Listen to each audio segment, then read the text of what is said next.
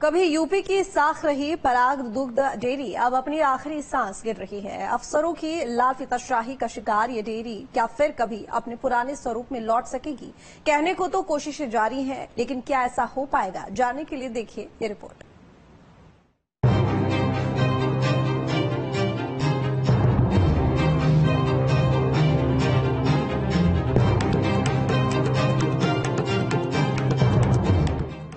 कभी सूबे की साख रही कानपुर की पराग दुग्ध डेयरी इस समय अपने वजूद की लड़ाई लड़ रही है।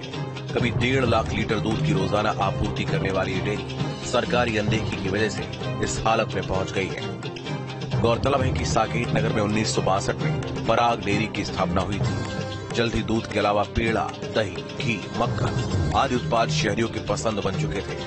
हालांकि सरकार और प्रबंधन की अनदेखी के चलते हालत ऐसी हुई कि 2013 में प्लांट के उत्पादन नहीं के बराबर रह गया।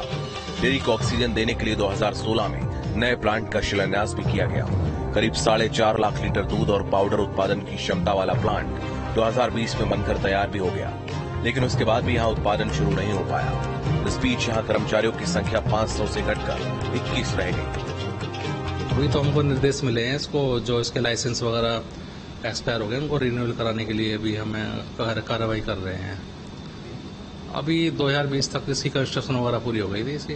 अभी इसका ट्रायल वगैरह हो नहीं पाया है। अभी हमें शायद लाइसेंस वगैरह उनको रिन्यूअल करा के शायद ट्रायल कराने की योजना है इसकी। अभी देखिए, अभी हम जो है करा रहे हैं इनको लाइसेंस वगैरह को रिन्यूअल। इसके बाद में शायद जैसे हमको निर्देश मिलेंगे ऐसे ही हम कराएंगे इसको। यहाँ 5 साल से वर्क कर रहे हैं और ये जो हमारा प्लांट नया बना हुआ है इसके लिए हम आए थे। और मैं ये जो प्लांट है, आधुनिक प्लांट बना है, ये तब से जो था कि 2019 से चालू हो रहा है, 20 में चालू हो जाएगा। यानी कितने नेता आ गए निरीक्षण करने, यहाँ कमिश्नर तक आए, डीएम आए और यहाँ पे मंत्री जो इनके दुग्ध विकास मंत्री हैं वो भी निरीक्षण करने आए, यहाँ एमडी तक आ चुके हैं। पर इसको अभी तक कोई ये नहीं बता पा रहा है क्लियर कि ये कब चालू होगी। 4 साल से अधिक का समय हो गया। 4 साल से अधिक का समय हो गया है। 4 क्या 5 साल हो गए, जबकि 5 साल से अधिक का समय हो गया और इसका अभी तक कोई वो नहीं निकला है निष्कर्ष कि ये कब चालू होगा। इसे फिर से शुरू करने के लिए कई बार प्रयास किया गया, करोड़ों की राशि भी खर्च की गई, लेकिन नौकरशाही इसके रास्ते में आड़े आती रही। वहीं समय समय पर इसे लेकर सियासत भी खूब हुई। इस बीच काफी कुछ बदल गया, लेकिन नहीं बदला पराग डेयरी का भाग।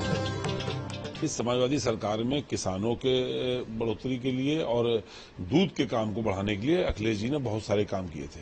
चाहे वो कानपुर की पराग डेयरी का मामला हो, चाहे लखनऊ में पराग का मामला हो, यहाँ तक कि अमूल तक को जगह हमारे कानपुर देहात में उपलब्ध कराई थी, किसानों को कामधेनु योजना दी थी। इस तरह करके उन्होंने दूध और उसके उत्पादों को बढ़ाने की स्कीम बनाई थी।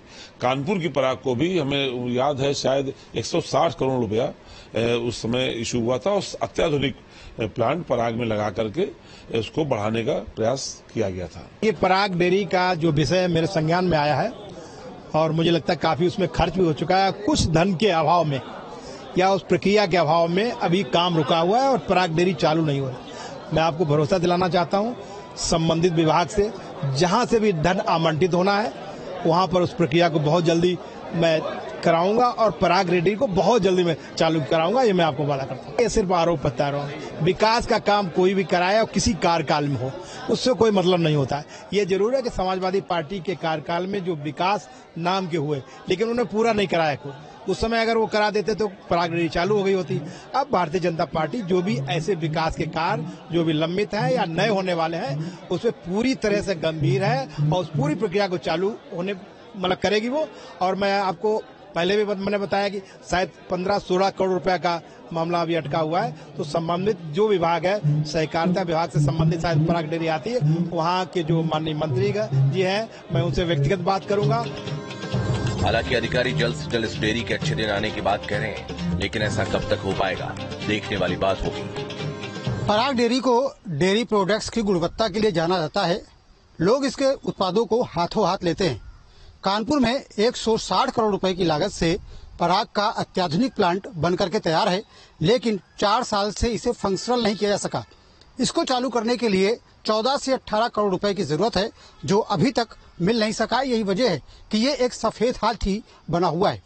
एक तरफ उत्तर प्रदेश सरकार को लगातार रोजगार के मामले में विपक्ष घेरने का काम कर रहा है। ऐसे में पराग का बंद होना कहीं ना कहीं उसके ऊपर सवालिया निशान भी उठाते हैं, क्योंकि अगर ये प्लांट चालू हो जाता तो कम से कम 25,000 लोग अप्रत्यक्ष और प्रत्यक्ष रूप से इससे जुड़ सकते थे और उन्हें रोजगार मिल सकता था।